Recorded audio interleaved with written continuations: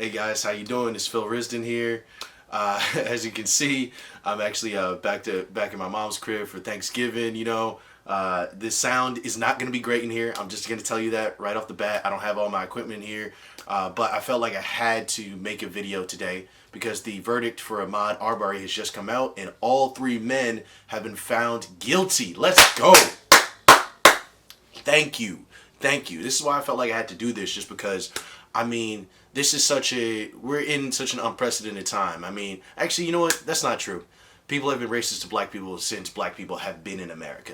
If anything, this is probably one of the kindest times for black people in America, and it's still terrible. So that should tell you something about how we're treated here and how we're not even really seen as Americans. With the verdict coming out and everything, I'm obviously happy for it.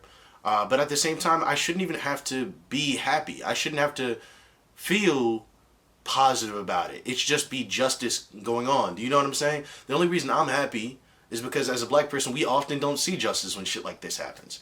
This should just be another day. I should still be sad over that young man losing his life.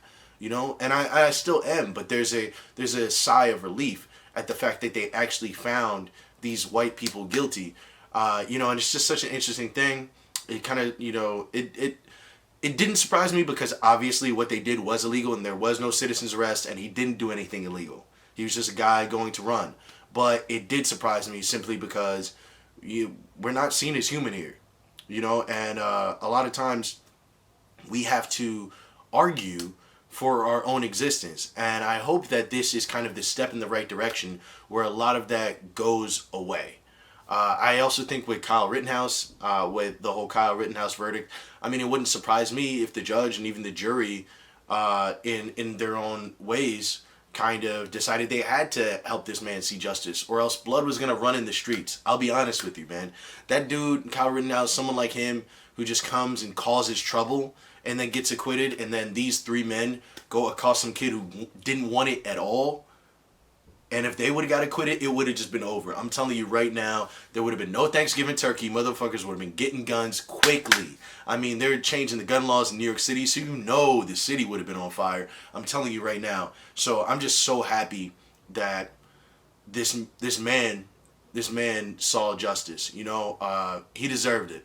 He deserved it. His family deserves peace, and they deserve to know that they live in a country that can actually see them as equal for once at all. It's a shame that their payment to be seen as equal was the life of their son.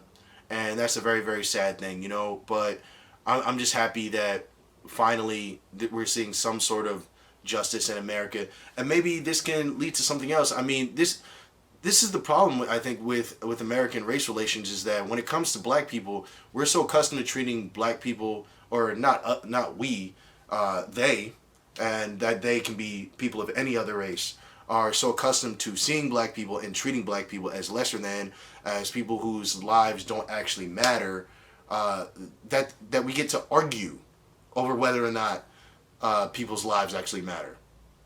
I think that's the hardest part. It's like, Stop Asian Hate becomes a hashtag, and 2 months later there's actual legislation saying that certain hate crimes can't go on, and this, that, and the third. Meanwhile, black people have been lobbying for hate crime legislation and voter right legislation for years, for decades, and nothing has ever happened.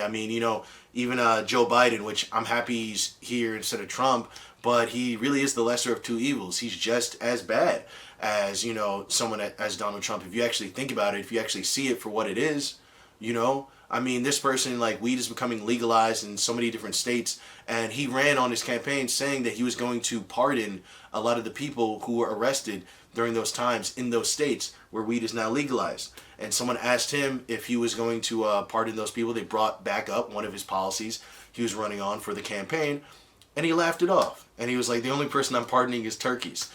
That's the problem with this country. The fact that if anybody else is dying, there's a severe issue, and that's the fabric of America.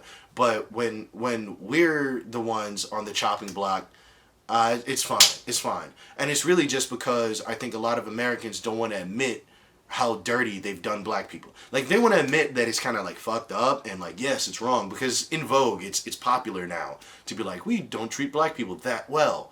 But they won't ever go to the extent to show how badly they truly treat black people, and they don't want to ever do anything to truly atone for treating black people as badly as they have in this country, because if they did, then they would actually feel it. They would actually like be like, oh wow, we did that, and we did that, and we did that, and we did that, and they, you know what I mean? That's the thing. Like, it's basically us. It's basically us and the natives are the two people who got fucked over in this whole shit, man. And even them, they still got reparations. We haven't got a damn thing, bro. You know what we get, though? We get plenty of arguments about when there's a black body on the floor and a white man with a gun. We get plenty of arguments about how, you know, we brought it on ourselves, or this kid obviously was scary. No, he wasn't. He was a fucking child. Same thing with Trayvon Martin. Same thing with Tamir Rice. Same thing with Ahmaud Arbery. They were just existing. They were just existing, and they were a problem to another white person simply for existing. And I hope that America actually learns their lesson this time, and I hope we step things forward, because we need to. We need to. Yeah. So, justice for Ahmaud Arbery. I'm happy that we finally got it. I love you, dog. I've never met you, but just know, as another black man, I love you. And to all the black women out there who are, you know, troubled by all this stuff as well, too, I love you, too. We're all family in this. It's all love. And I hope that someday we can get mutual respect from these people. Because if not, we're gonna have to start to take it. And that's just a fact of the matter. And I don't think they want that. I don't think they want that at all. All right, guys. That's been the video. I don't know if I can say this, drop a give me 20 or whatever. But that's been the video. And I love you guys. Thank you so much. Please remember to like, share, subscribe. And yeah, this was a good talk. You know, it's a pretty heavy talk for a dude in a pink room. But it was fun. All right, thank you. Peace.